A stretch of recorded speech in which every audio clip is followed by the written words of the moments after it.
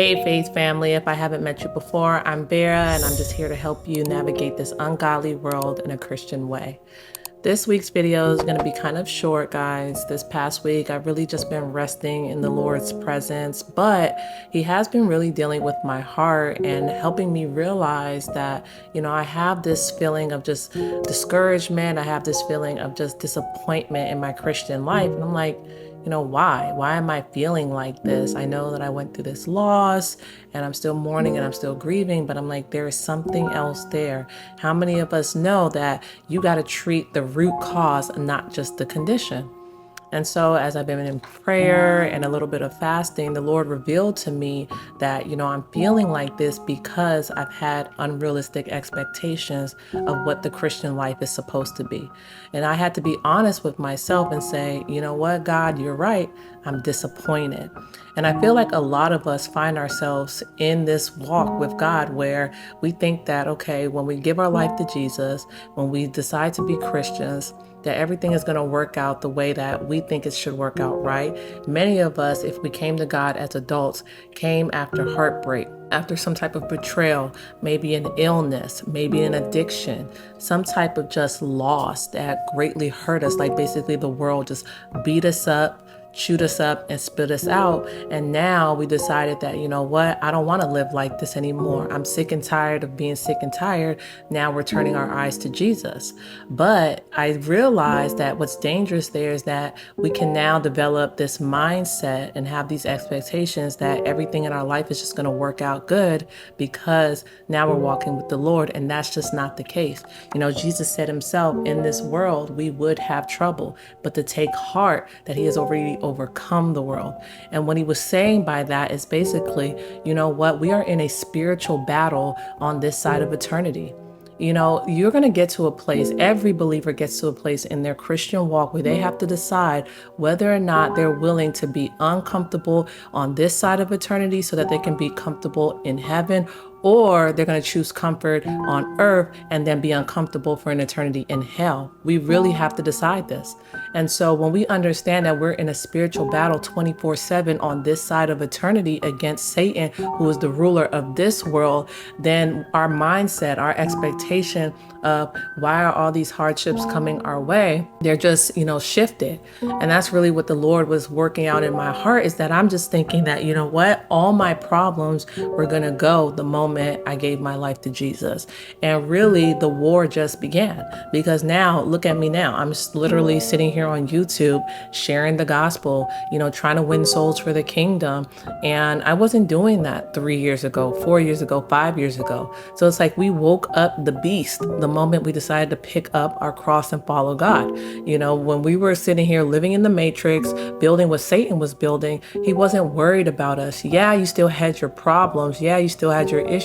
But now you're dealing with all of that. Plus now the enemy's focused on you. He's really trying to get you off of your assignment. And if you don't have the expectation and the understanding that heaven is our home, not this place here, then you're going to find yourself being discouraged and disappointed. The other belief that I had was that, God was going to give me the desires of my heart if I just worked hard enough for him. And I feel like a lot of us, we get into that mindset where we're so excited, we're on fire to come to God, we're on fire to do the work of kingdom down here on earth. But then when things don't start working out for us because we're trying to spiritually manipulate God, because if we're honest, that's exactly what it is, then we're disappointed. We're like, well, how come, I'm serving every Sunday, I tithe, and I'm doing donations, and I'm volunteering, and all these different good works, right? But I'm not riding around in a Maserati. I'm not sitting here being able to, buy out all the purses that I want, go on as many vacations as I feel like I deserve. It's like, what are we trying to do here? Because God called us to make disciples, baptize them in the Holy Spirit, lay hands on the sick, see them recover, cast out demons. What does you going on vacation have to do with that? And I really had to work that out in myself that, he's right. They are the desires that are worldly, that have nothing to do with furthering the kingdom on this side of eternity. So why am I now getting upset with God that he didn't give me those things?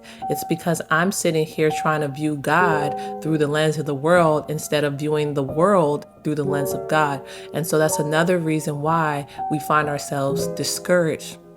Another point as to why we find ourselves discouraged is that we feel like God should only give us what we can handle.